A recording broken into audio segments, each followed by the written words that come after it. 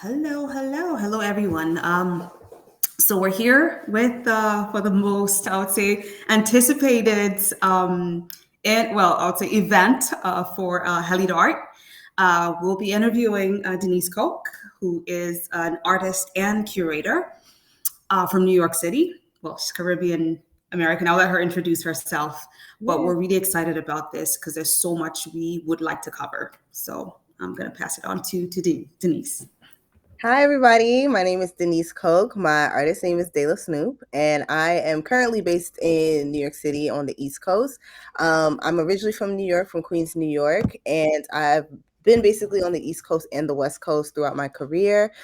Started out as a graphic designer, so I started my business Snoop Designs when I was really young, and over the years it was a side hustle, and as time went on, I was able to make it a full service agency. I've had the pleasure of doing both graphic and augmented reality experience designs. And with my art, I'm a fine artist. So I do digital art primarily, but I've also done acrylic and oil. And I incorporate augmented reality capabilities into the work that I do. And that is the artist that I am today. So my work is shown in galleries. I've done some showings in museums.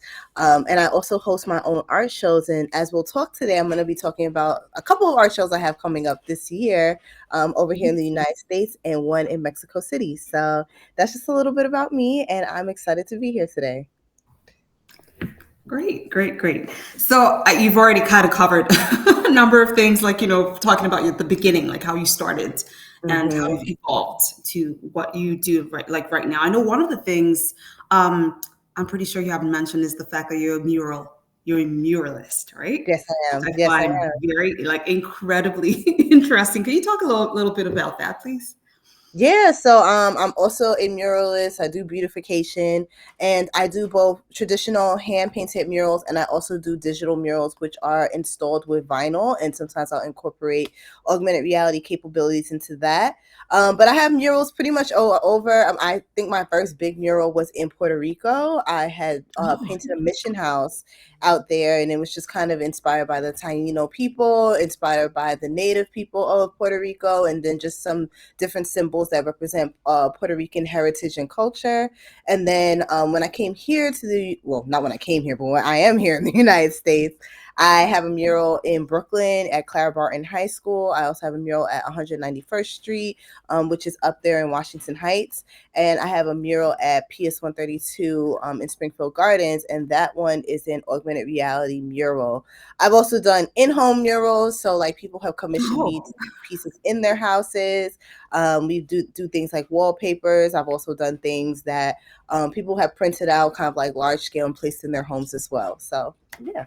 wow, that's amazing. So how were you able to get that commission in, I'm not sure what it was, in Portugal? Because I almost feel like, if you're Puerto going to be Rico. painting walls, yeah, Puerto hmm Rico, like hmm do you get like some kind of permit to do that? Like how does that work? Yeah, so for the one in Puerto Rico, that actually came as a part of a mission trip that I did. So back when I was in college, we had this thing called Alternative Spring Break.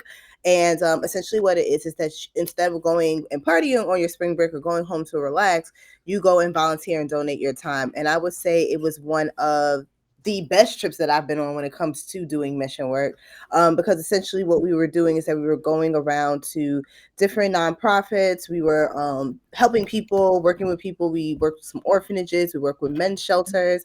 And it was just a really great experience. And one of the things that I had the opportunity to do was to help beautify the mission house that we stayed at. And so this mission house, essentially, when people come in from all over the world and they want to volunteer their time in Puerto Rico, they stay there for a period of time. And it really allows you to be immersed in where you actually are, instead of like going to a hotel or going to somewhere that's very far away from where everybody lives. It's in Rincon, Puerto Rico. And yeah, I was out there painting in the hot blazing sun. But it's a beautiful mural, and I really enjoyed working on it. I didn't have a lot of supplies, so I was working with limited supplies. But I believe it's still there. Unfortunately, they had a really big hurricane a couple of years ago, so Oh, I of don't know if course. it got damaged, and I wasn't able to find anybody who is there so I could reach out.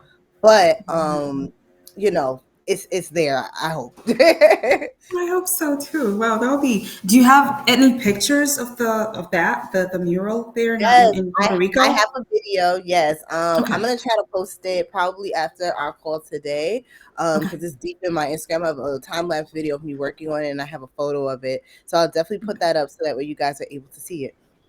Great. Love, love, love to see that. So, so what inspired you to create NP Designs? I mean, I know it has like a dot. I'm not sure how it's pronounced, if there's a special pronunciation for it, but NP Designs. And what is the story behind the name? Okay, yeah. So, Snoop Designs basically is how it started. It's so funny.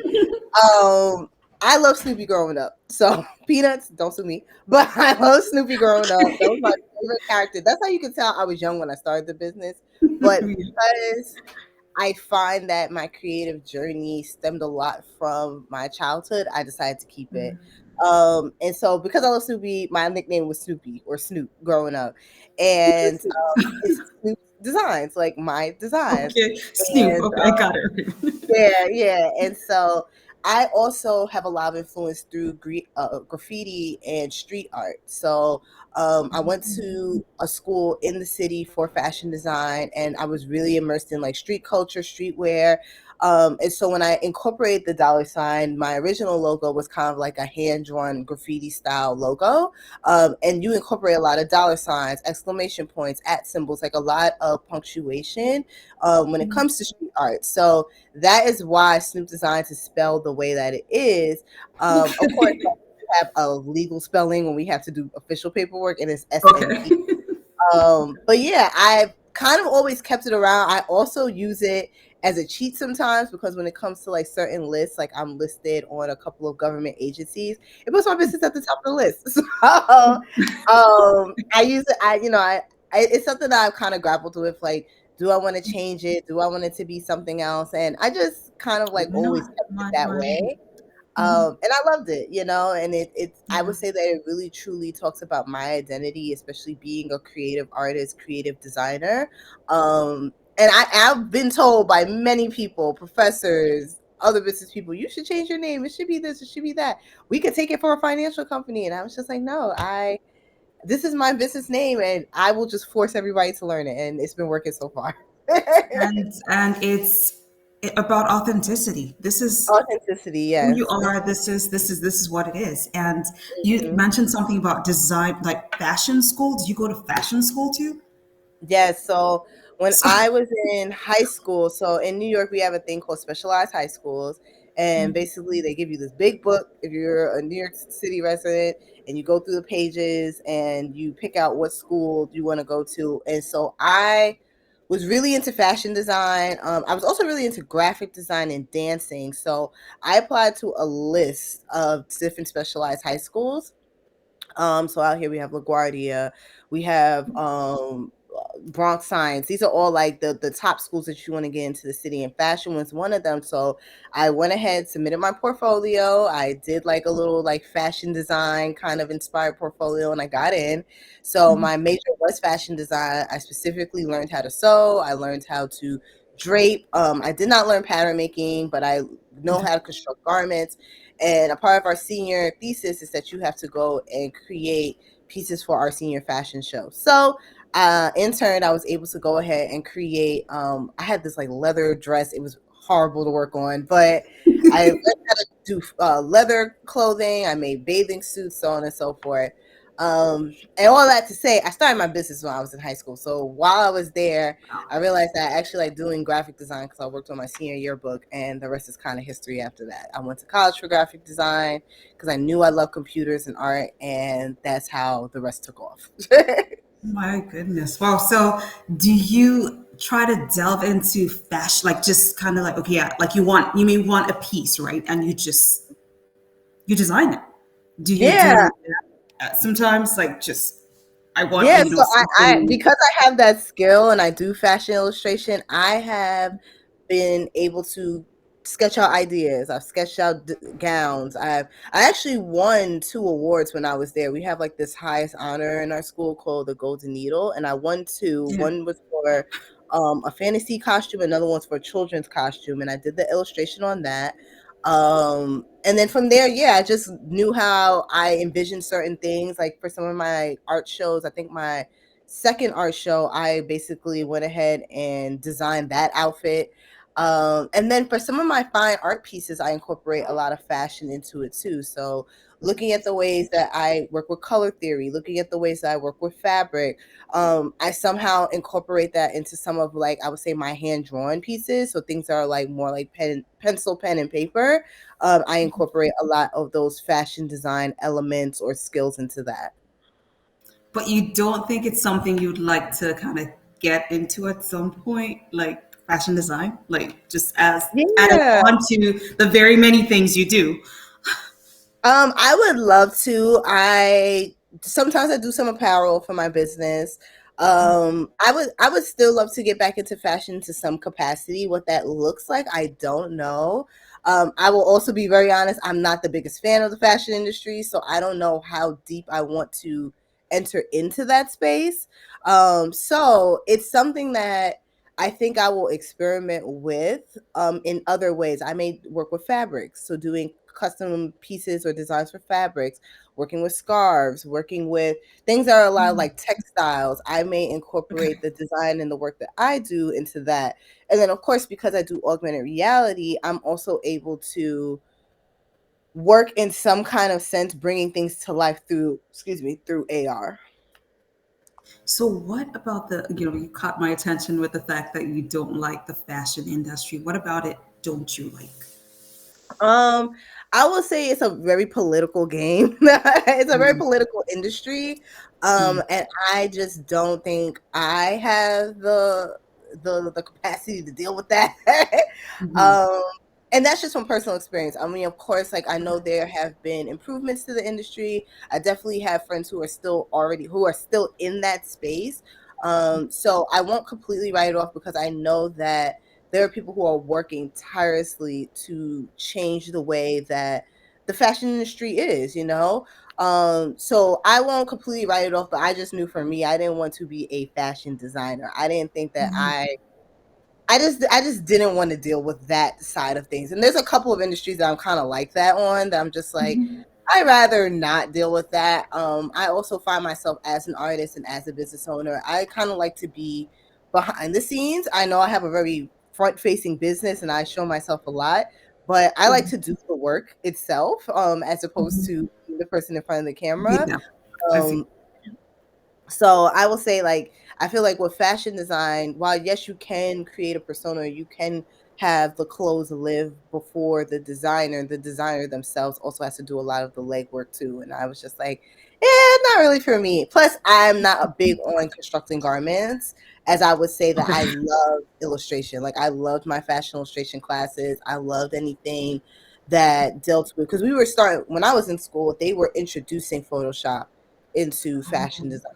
So I would say that, like, the computer graphics and the technological advancements that came with fashion, I was really into. So like, one of my favorite brands is Hanifa. And kind of looking at what she did with technology, 3D design, and fashion is stuff that I'm interested in. So like, kind of being like the starting to get into like the front of fashion instead of doing what has been worked on for years and years. It's just something that I'm more interested in. But all that to say, I appreciate fashion. I appreciate design. I love the thought and the precision and the detail that seamstresses have. I look up to them. I have a family of seamstresses. So I appreciate that as well. So in the States or the Caribbean, like, do you? Because Um, So my family that were seamstresses were here in the States. My grandma, okay, she used to make all her clothes and my mom's clothes back in the day. Even my aunt, she was a professional seamstress. Her mother worked down there on 7th Avenue in the fashion district, and they were the ones constructing all the garments back in the day. So I know the history of fashion, and I also know the yeah. history of Black fashion and how Black Mm. women have contributed a lot to the fashion industry. But then the thing that kind of like makes me upset is that we become kind of like these forgotten, I don't know, we become forgotten heroes, and so that kind of makes me sad in a sense because it's like, with everything. That's with yeah, everything, without us, there wouldn't be this industry. So yeah. Absolutely. And this is kind of like where I just think about how, again, just kind of bringing in like African fashion, especially the Nigerian. I'm not sure if you watched, there was a show, this big show of, I think it was like artists in, I'm not, it was an award show after the gala. I think it was the Met Gala. Mm-hmm. They had this, I don't know if you saw some of the pieces, the Mm-hmm. art, like the art behind the pieces. I'm not sure if you saw that on Instagram, and kind of like Mm-hmm. how, and everyone was like, this had no, I mean, this, in fact, the Gala had nothing on this, like what was Mm-hmm. produced. So I think if we all come together, right? So I'm just thinking about all the artists from the Caribbean, from Africa, from North America, the kind of force that would be created will be so powerful and unbeatable, is Mm-hmm. what I think. But I think it would just be interesting if, and that's one of the things I would love to do, where we in Halitta Art especially are able to have certain kinds of collaborations, right? So yeah, we're all Yeah. Black people. We all have, we may not have the same shared histories, but there's something that bonds us. There's something, we have a lot of Mm-hmm. similarities, and there's a lot to learn from. So when I think about, the kind of collaborations that we could have, like, I just think it'll be so powerful, because who says you can't go into that space Yeah, and create I something? agree. You know what I mean? Because I mean, I don't know if, and a lot of people don't know this, but Nigeria actually has the third biggest film industry in the world. Oh, I believe that. Yeah. Okay. Mm-hmm. Yeah. Yeah, because it's Hollywood, then Bollywood, then Nollywood. That's what Yes. they call it. Mm-hmm. So yeah, so there's just so much opportunity, right? And I Yes. think right now everyone's open to. I don't care where you're from. You're Black. You're going to be contributing to whatever. So those kinds of collaborations are things I think about. Like when I think of Halida art, and like, yeah, this Caribbean artist could collaborate with like an African artist, and it's just, I think there's just so much for us to learn from, Mm-hmm. and And so yeah. And to build off of that, another cool thing that I find across the diaspora, and I see this a lot because I'm Caribbean and American. So I'm born in the United States, but I grew up Caribbean, is that we have so many shared experiences, but we just call it different things. Yeah. A great example of this is I went to Cuba a few years ago, and we did a Afro-Cuban tour where we learned about African history within Cuba. And while we were there was a part of it where they were talking about the three major religions that are within Cuba, which is Santeria, and I forgot the other two. But the other two, one is a male-dominated one, and I forgot the other one. But what they were talking about is once you get kind of like underneath, like let's say Christianity, the Catholic, so on and so forth, there are these traditions and these customs that we do right here in the United States. So like I'm a part of a sorority. I'm part of a Black sorority here in the United States. Same. Yes, Sigma Gamma Rho. I'm So an that's me. AKA. Yes. So our traditions of how we were inducted were very similar to the religious traditions of how you became a part of their religion. Mind you, I've never met these people in a day in my life. I don't know anybody who's Cuban, none of that.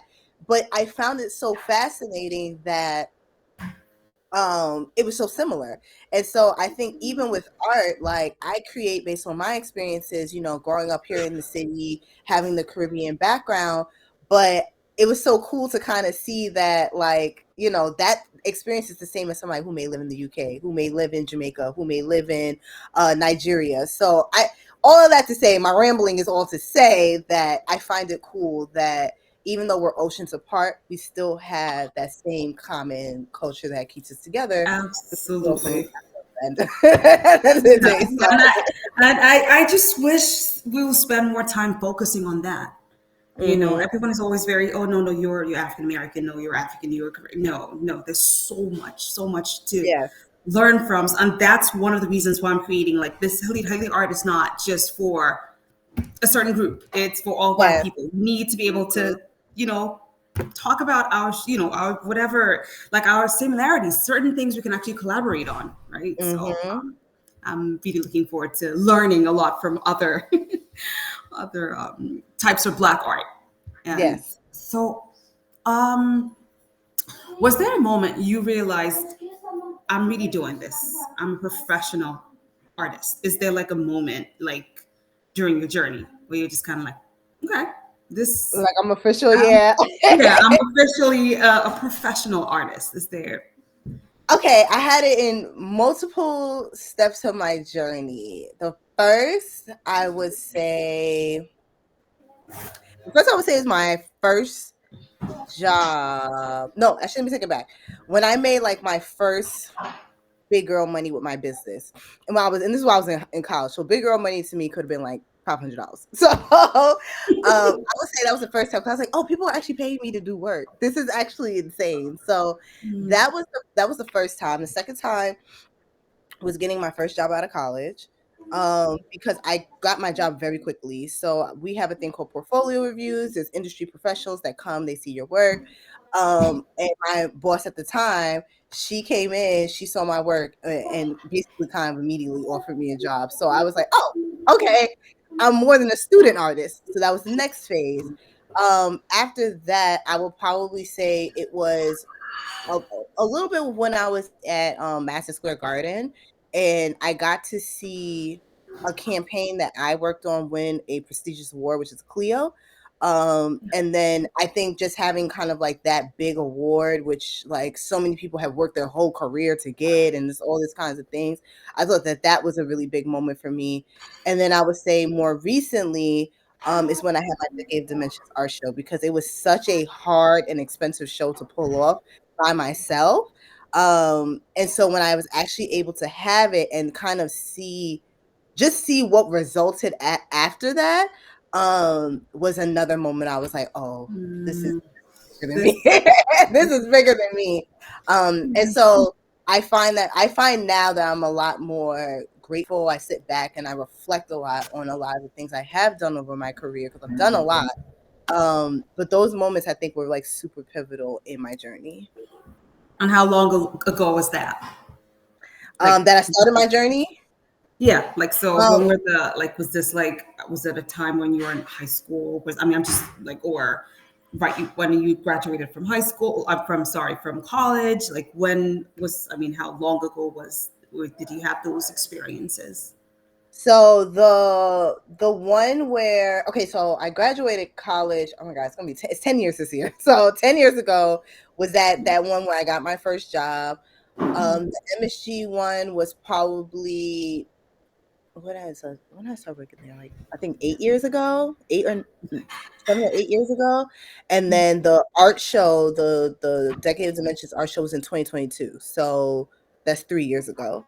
So I would say probably in the last decade, I've been doing things that I'm like, whoa, that's really big. But when my first, like I would say my first big girl money that I got, and like I said, that could have been $200 to $500. That was when I was in college, and I want to say that was like my sophomore year.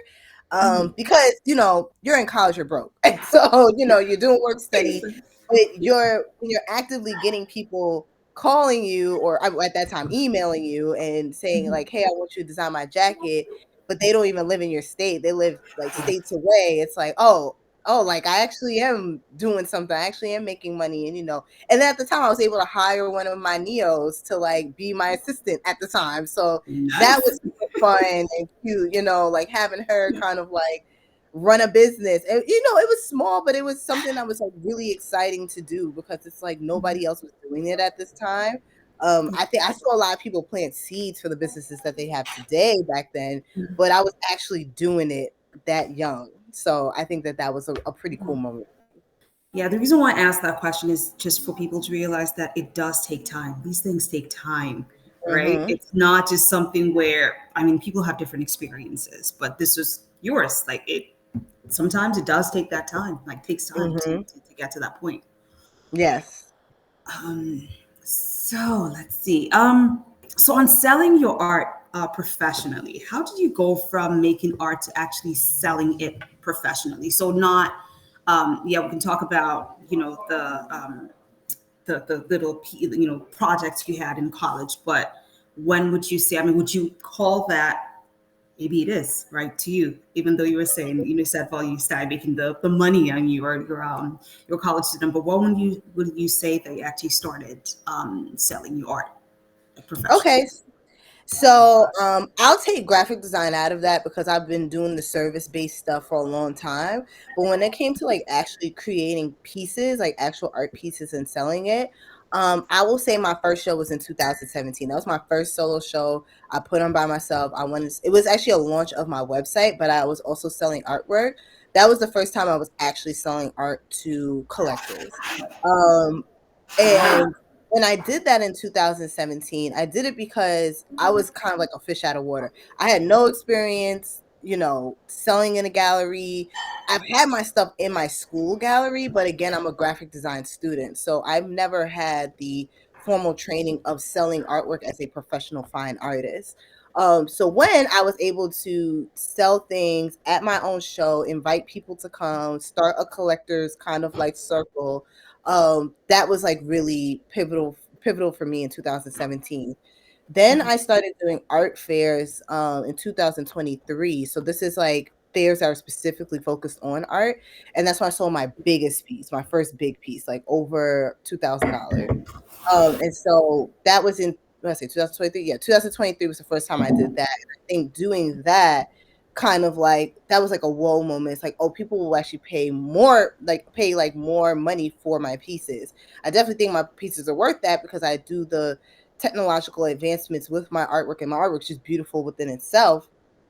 But to have like an actual collector come in and like purchase a big piece of artwork from me, I was like, oh, this is special. And it's so funny because through all of this, I've learned as I've gone through each of these experiences. So like from doing vendor fairs to doing art fairs to hosting my own art shows, I'm constantly learning. And so even like when I'm going out there and I'm spending the money to like enter these shows or to put on these shows, I call that me going to school, and like the debt that I acquire is my student loan debt, because I'm not going to school to kind of learn this. I'm learning this in real life experiences.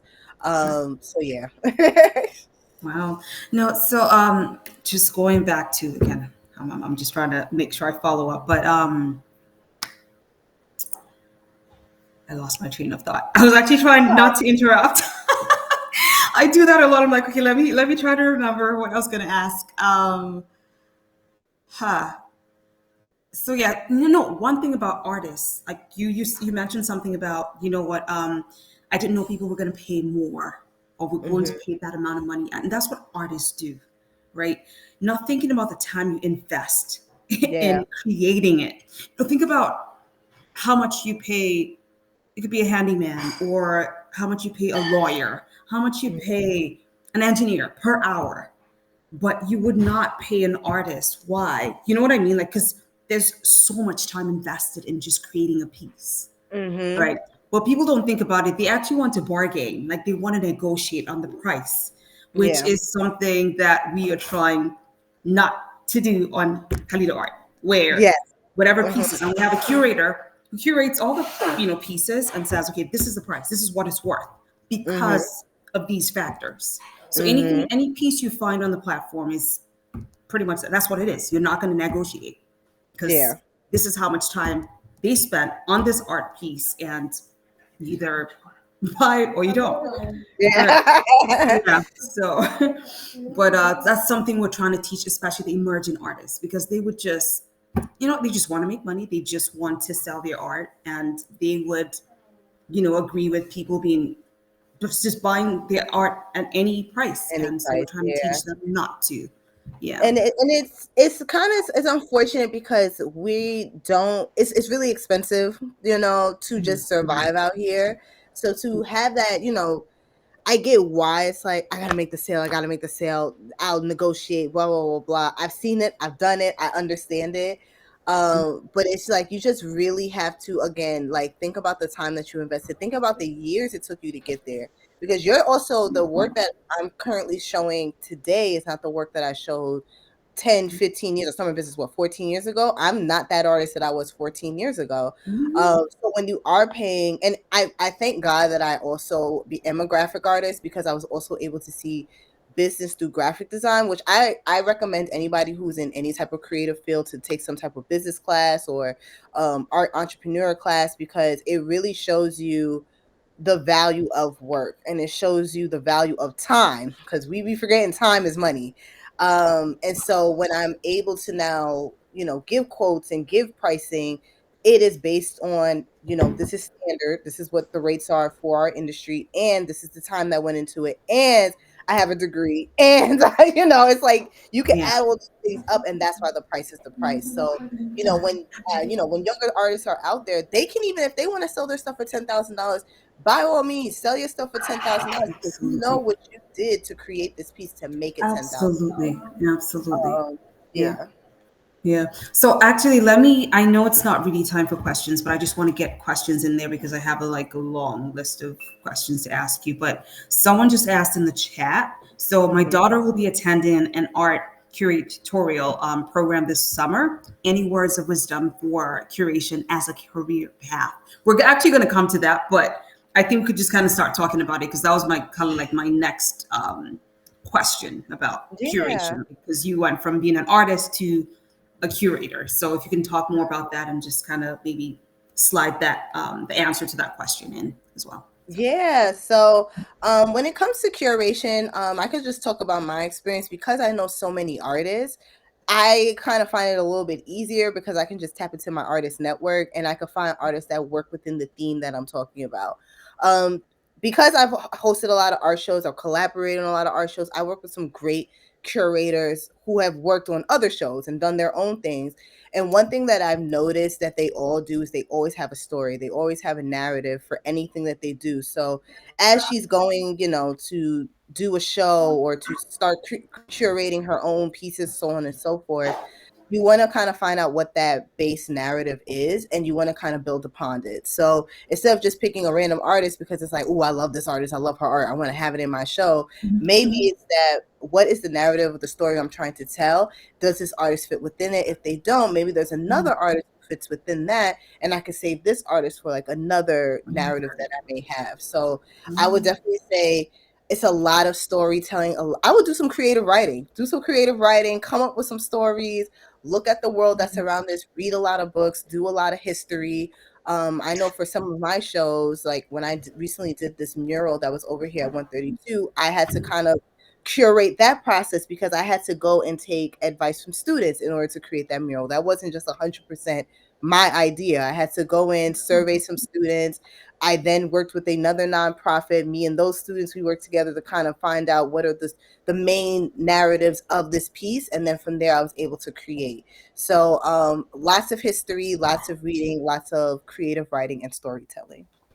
So did you have to go to school to be a curator? Did you have to take courses? What is the process of becoming because I really don't know, because I know curation is not just, okay, I'm going to put a price on this. It's much more than that. Can you kind of talk more about what curation is? Like Yeah. Yeah, from my personal experience, I am an artist who became a curator. So because I was already in the art world, I was able to curate my show in 2023 with multiple different artists who were in the same field as me. But I know curators who went to school. Actually, I know a really great curator who I just did my last show with. Her name is Naomi Stewart. She went and got her master's, her MFA. And so a part of her senior thesis is that she had to go ahead and do her own shows and curate her own shows as she was in her program.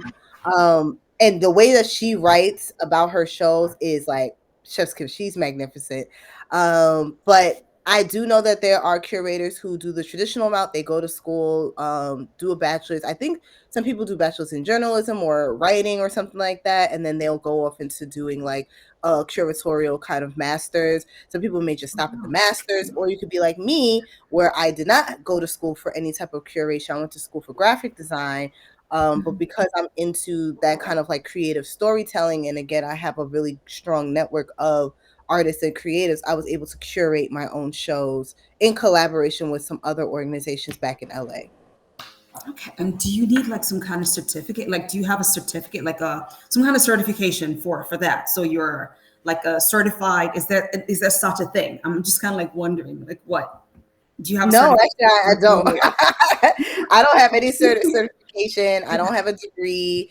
But that's not to knock people that do have it. I know there are people who Okay. have degrees that are focused on this, so you can go for a degree in this. And then like this woman was saying, you know, her daughter's going to a program. There are also lots of programs in multiple cities. I've seen this in both New York, and I've also seen in Los Angeles.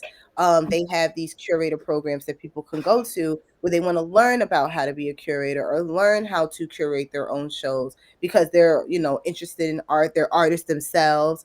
So I definitely would say look into those programs as well if you don't go the traditional route of going to school.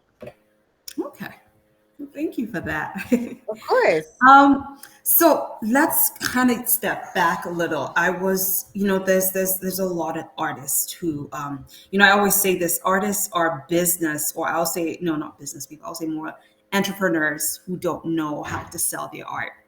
A lot of Mm-hmm. them, even some who have been artists for years. So, what advice would you give artists who want to start, or just want to really sell their artwork to curators or collectors? So Yeah, a lot of them are struggling with doing I would that. definitely say it is a lot about who you know. So for me, I'll talk about my journey of how I started selling art. So I actually do vendor fairs. So when I was in New York, I started doing vendor fairs. I would go to different art shows. People may be having like marketplaces, little flea markets, and I would sell my artwork. So I would get like stands, I would put like my prints out, I would put my merchandise, my stickers, so on and so forth, and I would sell those to people at the vendor fairs. Then when I got to California, I was kind of doing the same thing, but on a larger scale. So I would do. There used to be one out in LA called Come Up LA, and they were a really good marketplace, and that's where I met a lot of people selling my artwork there. And then from there, I was able to meet different artists. I met some curators. I met people who were art appreciators, and they would then in turn tell me about other events. So as you can see, I'm talking to people, meeting Networking. about this networking. And I'm not above a lot of things. So I was like, I'll never feel like I'm too good to show here or too good to show there. I do have standards as far as like I need it to be organized, I need to be professional, I need to know my money is being spent in a good place. But I'm not above going to certain events because I feel like I'm too good for that. So then after that, I started learning about art fairs because that was like a whole nother world. And again, I did not go to school for fine arts, or well, I have a BFA, but I did not go to school to be a professional artist. So I'm learning about art fairs way after I would say like probably my peers did. They probably were doing that in college.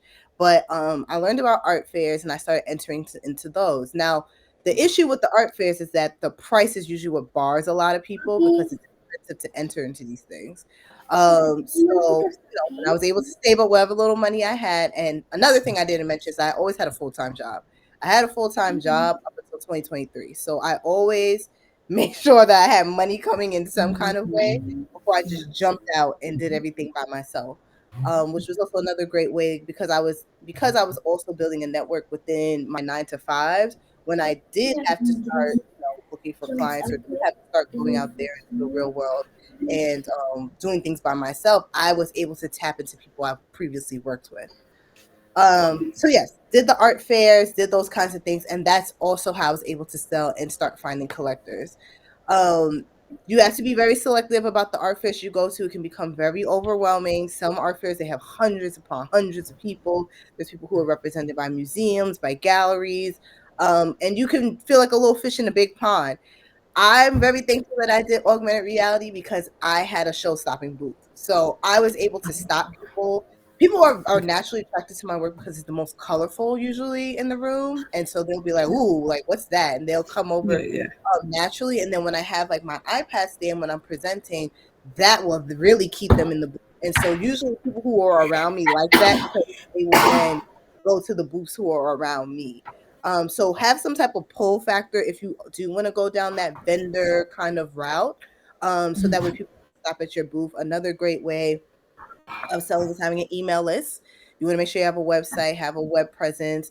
Social media does help. I would say social media keeps you on top of people's minds. For me, I don't really generate too many sales from social media. I generate more sales from my email list.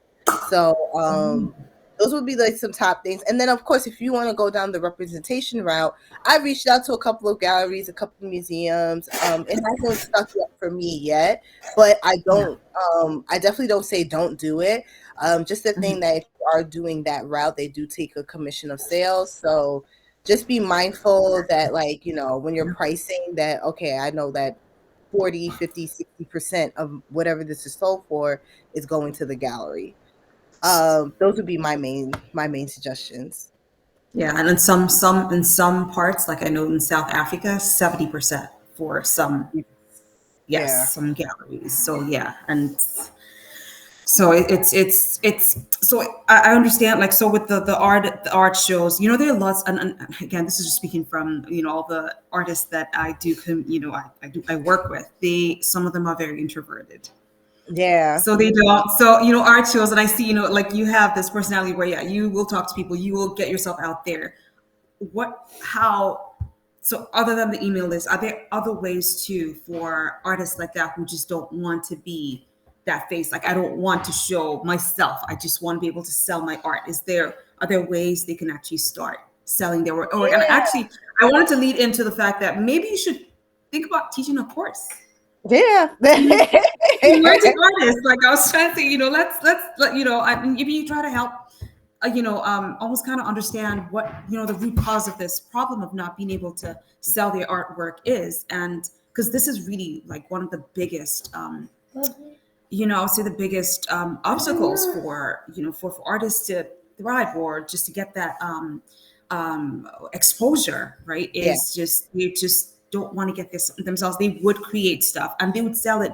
You see pieces worth thousands selling for sometimes even less than $100. Like, I'm just speaking Mm. about artists, especially artists from Africa, like artists from South Africa, some from. I'm like, Yeah, sometimes I'm like, what are you doing? Like, I will definitely say, let me not fool you all. I can be very introverted. I'm an introvert extrovert. So okay. this personality comes with years. When I was starting out, and this also may be a reason why I started to shy away from fashion, because I just was not going to be in your face. If I felt slighted, or if I didn't feel like I had something to say, I wasn't going to talk at all. And I will say I've missed opportunities because of that. Just being scared, like, oh, they're not going to talk to me whenever, they're going to Yeah. think I'm weird, so on and so forth. And I'll even do it to this day. I'll go to certain places and I just don't feel comfortable and I just will not talk. Some ways that I've solved that, one is years of experience. You just get old and you stop caring after a while what people think of you. Another thing I would definitely say is therapy. Like, talking to somebody about your being introverted does help, because what a therapist does help you with is that anxiety. Like, they're telling you you're really in your head right now, you're really like overthinking this situation. Just try, and then 9 times out of 10 when you try, it works. Another thing is having a solid network. I find that when I go to events where at least I know 1 to 2 people, I'm a lot more comfortable than going into some place cold. Yeah. um I also try to challenge, because I'm an event producer myself. I try to challenge people who host events to be more of hosts. Like, have somebody who's really good at working a room, who can go up to people and introduce them to other people, so that way they will Oh, start yeah, talking. that helps. So Yeah. maybe going to events where it's more conversational definitely helps. I like going to panels. Sometimes it's even great to just sit down and just listen to what other people are saying, and then that will then boost your confidence. It's like, okay, I can do this. I can go out. Yeah. Yeah. Um, Yeah. so, and then trying not to go to events that you don't fit into. And what I mean by that is, you want to challenge yourself to go to things that you may not have tried before. But if you're in a space that's like, let's say, I don't usually dress up at certain things, I'm not really big on like going to very fancy dinners and stuff like that, maybe I should just try to go to something that's more aligned to what I like, so now I'll feel more comfortable striking up a Yeah. conversation with somebody because we have similar interests. Of um course. And then, of course, inviting a friend. You can invite somebody who has no interest in what you're doing as an artist. They may not be into art whatsoever. Invite your friend with you. Be like, hey, girl, please come with me. I've done that plenty of times when I started out as a graphic designer. I would invite my friends and say, come with me to this networking mixer. We'll meet one person, and that person stays in my life professionally for years and years to come. On a personal tip, like let's say you don't have friends and you have no choice and you got to get out there. I can even tell Yeah. a good experience is that I moved to a different city and I knew absolutely nobody. Um, you have to take a chance on yourself and you have to just go. Like, don't sit in the bed and overthink it because then you will wind up not going. Just put your clothes on and just go out. Even if you don't talk to somebody, if you let's say you're going to like a series of events and they start recognizing your face, somebody's going to eventually come up to you like, hey, I saw you at this event a Yeah. couple weeks ago. My name is such and such. And that's how you strike up a conversation. And also, as a solo learner, I have so many things. So yeah, we could definitely do a whole class on this. But last thing I'll probably say Absolutely. last thing I'll probably say is joining collectives, joining groups, joining a sorority, joining a fraternity, joining some type of social group that you can talk to people, men, women alike, about a common cause or a common idea. Yeah. So that way, when you guys are going out, they'll invite you to events, they'll host things. You can start going to things and not feeling so alone. Yeah. Like I said, we could do a whole thing on this. We'll talk. Yeah, no, we have to. We have to. There has to be a Yeah, follow up on this because it yeah. is something that I would really, and especially as Black people, right? Mhm. Like you would see, and that's the reason why I actually stopped because Halitta Art started with, representing like just underrepresented groups like handicap, like no, not my own handy, sorry, disabled artists, Mhm. Black artists, what female, so it didn't matter. But after the events of January, I Mhm. decided that well, actually, no, November, I decided that, everything has to be Black. It didn't matter where you're from, Black, because again, it's there's just that struggle for recognition, for Yeah. exposure, that so I really want us to be very intentional about helping artists really like sell their work, because that's really what they want, to sell their work and that recognition. So Mhm. if we have to offer classes on the how to, I am definitely up for the collaboration to do that. Yes. For sure. You talked about therapy. It's so interesting because we always talk about mental health, and I really want to slide that in because I have some artists that actually use mental health, for their art pieces and all that, and as a theme, and it's interesting. You say go to a therapist. It's such a difficult thing. I'll tell you, for certain cultures. Mhm. We talk about the Black people in the U.S. Like, yes, even the men especially struggle with just, oh, I'm going to go see a Mhm. therapist, right? I'm going for therapy. Um, in Africa, it is such a difficult thing. I have Mhm. anxiety. What is that? What does that mean? I'm not sure Mhm. about the Caribbean, but it's Oh it's yeah, such it's a the same thing in Jamaica too. They say you so crazy. Like I'm like, no yeah, one yeah, crazy. yeah. There's that thing. There's a stigma. I don't know what it is, but I don't think anyone would want to do that. So it's how do we almost like address that I would say like the anxiety people, or actually a lot of these artists experience. Yeah, I would definitely say I do feel a privilege that I was born here and raised here in the United States because I was able to have conversations with men and women alike who were understanding the importance of therapy.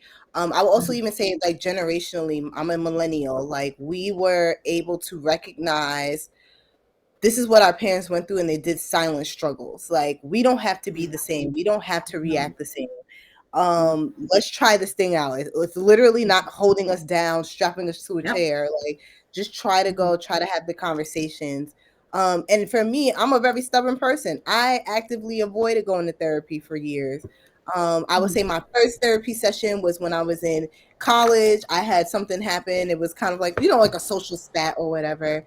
And I went to that lady's room and broke down crying, and I never saw her again. I said, girl, that was the craziest thing you ever did. Don't ever Yeah, do it yeah, again. yeah, yeah. And then the second time, what actually started my therapy journey was in 2018. I had a traumatic experience happen. I was like, okay, I'm gonna go. I have to talk about this. I'm reacting to things very poorly. I'm not getting out of my shell. And from 2018 until now, I've been actively going to therapy. Well, I took a pause now, but I've been going to therapy for pretty much a long time. And I've Yeah. seen the improvements in myself, in the way that I interact with others, in the way that I interact with art, the way I interact with my business. And what I would say as an artist, because we have so much going on up here at all times, you have to be able to dump. And when we don't dump, Yes. we get the Yes. artist block. Um, Even as a curator, like when you are constantly in your head all the time, it makes it very hard for you to build relationships, for you to have discussions with people, for you to build narratives, because you're just constantly in your head. So by having these conversations, it allows you to take a pause, whether you have your therapy for an hour, 2 hours, whatever. It allows you to take a pause and reflect. And when you're reflecting, you're able to think clearly. And in that has also poured into other ways of health within my life, physical health, my financial health, the way that I have healthy relationships with people. That all stems from going to therapy. And like I said, I'm not here to act like a perfect saint and say I'm team therapist. It took a long journey to get here It to took where a, I it am. is Yeah, absolutely. It's just that acceptance of where you are, right? yeah. I know I need help. I need help. Mm-hmm, That that you're acknowledging the fact that you do need help. That it has to mm-hmm. start from that. You can't just say, yeah, that's going to help you. Sell art. That's good. No, it has to start. That there has to be a reason why. There has to be Yeah, something that happened to make you the way you are, right? I always say what yeah. happened to you. I'm not sure if you've read it. Again, I'm trying to go up. I'm going off course, but the book by Oprah and this psycho. What is it called? He's neuroscientist. It Mm. talks about what happened to you. It's not Mm-hmm. what no, yeah. What happened to you? It's not what's wrong with you. We keep asking, like when someone acts up, they do something. We don't know what happened to them for Exactly. them to Yeah. react the way they do. That's one of the best books I've ever read. Like I read that and I've actually applied it to the way I interact with, my kids, the way I Yeah. interact with my husband, the That's way, it. Hmm. it I was gives me gonna a say I very don't have clear. kids yet, but that's a way that I want to interact with my children. Even well, I'm an aunt, so like raising godchildren, cousins, so on and so forth. Like I always don't want to say a kid is inherently bad. I want to know what led to the behavior that we currently see. Yeah. Hmm. Yeah. So another conversation for There's another another conversation day. on another day. You see how this art can be applied to many things in life. It can be. No, it can be because you also talk about, how, there's a lot of things to dump. You think about all the other genres, right? Like writers. Think about Yeah. singer-songwriters. It's anything. You have that artistic brain. That's Hmm. kind of like what it is. Like because you have that block and you don't Yeah. know what to do, how to unblock. So it's again another course Yeah. on how to, but yeah. So just to round this up, right? Let me kind of see how many questions I can kind of slide in. Yeah. Go ahead. So dream collab, any artist living or dead, a dream collaboration. That I would love to work with. Yes. Hmm. Fafi is actually one. I would say she inspired me with my character design. She is Who's Fathi? I think she's French. Okay. Um, but Fafi, she did a collaboration. She was big like in the 2010s. Street artist, does a lot of street art and stuff like that. I would love to work with her just simply because she kind of created her own worlds, did storybooks, did merch. That's that's the stuff that I'm into. I love it. So Okay, I'll definitely have to check her out. How do you spell her name again? FAFI. Fafi, Fafi. Okay, Fafi. Mm-hmm. Right. And next is A color you always return to, a color, just A something a color color that you always, yeah, drawn to. that's a really good. I do a lot of it's because I have so many different things. In fashion, it's brown. In Mhm. art, it's fuchsia. My favorite color is baby Okay. blue, and Okay. in jewelry, it's gold. Yeah. Interesting. Okay. And one thing in your studio you cannot live without. What is one thing? Tea. I'm a tea drinker. I have to have a tea. Oh, Um, I can't work design or art. I can't do it without tea. interesting. Okay. What kind of tea? I ooh, so I'm Jamaican, so we love tea. um, Green tea if I'm trying to work on the bloating, peppermint tea Okay. if it's cold outside, and ginger tea for like inflammation. If I have like any aches and pains, I do a lot of ginger tea. Yeah, those are like my main ones. Your go-to. Okay. Yeah, I'm not much of a. Well, I love like the fruity teas with some lemon and Yes, honey. I do love those Yeah. too. Yeah, like your Yeah. passion fruit, like old Yep. maple tea, Exactly. all that. Yeah. Yeah. Yeah. So, what is a quote you live by as an artist? What is, is this one thing you may just kind of like want to live, like I would say, leave us with? Like, Mhm. what's that thing that you live by? A quote. Life will be no fun if you didn't try. Yeah. So true. So true. Just and that's something for a lot of artists. It's just you talked about you just have to kind of put yourself out there. That just being brave, Mhm. right? But it's the how to. How do you get that? Take those steps to be Mhm. brave, to kind of put yourself out there and you work out Mhm. there. I think, and to wrap it up, I would just say that you only live one life. If people judge you, let them judge you. They'll probably forget in like a business day anyway. So just try to do the things, the hard things, the easy things. Just try to do as much as you can, because there's nothing worse than being a cog in machine and then waking up 30, 40 years from now and saying, what did I do with my life? I never wanted that for my life. So I in Mm, turn, nobody would want that for their life either. yeah, yeah, very true. So, and what is next for you in 2025? So this is Yes, pretty much I'm the last glad you question. What is, asked. yeah. So July 25th to the 27th, if any of you are in New York City, I'm having a art show. This is actually a pre-announcement. I didn't put the flyer out or anything like that, but it will be in Brooklyn, New York. It's going to be at Lips Cafe. That is in Flatbush. Yes. So Okay. definitely come out. The 25th is the opening night.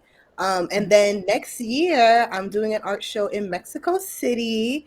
I Nice. am doing it in collaboration with Kia McKnight. She is a wonderful curator that I met doing a show in Los Angeles. So definitely, if you are, in Mexico City, would love to come to Mexico City. I would love to see you guys there.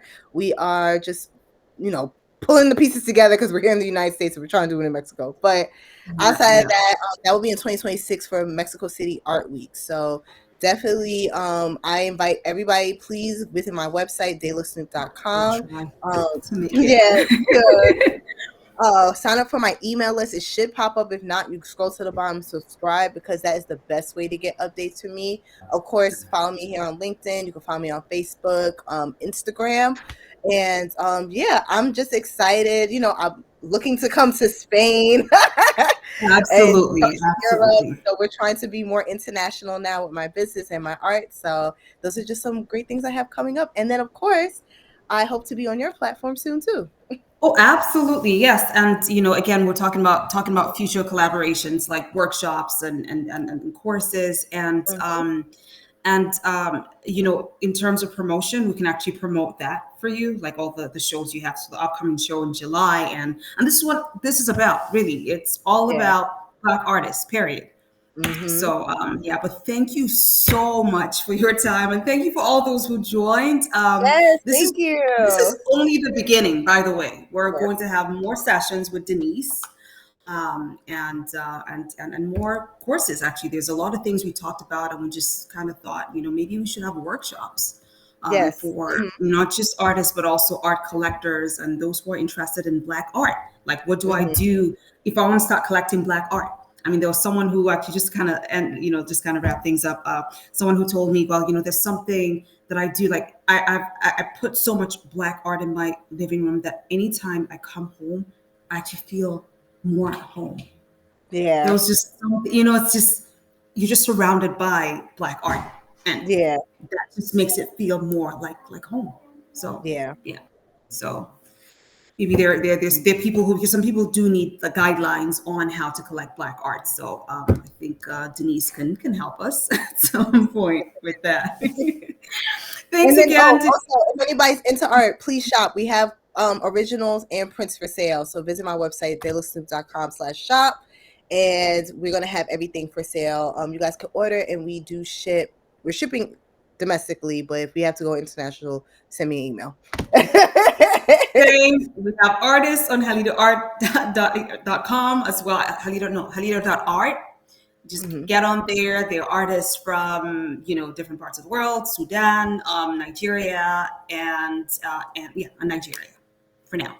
So on Spain and Spain.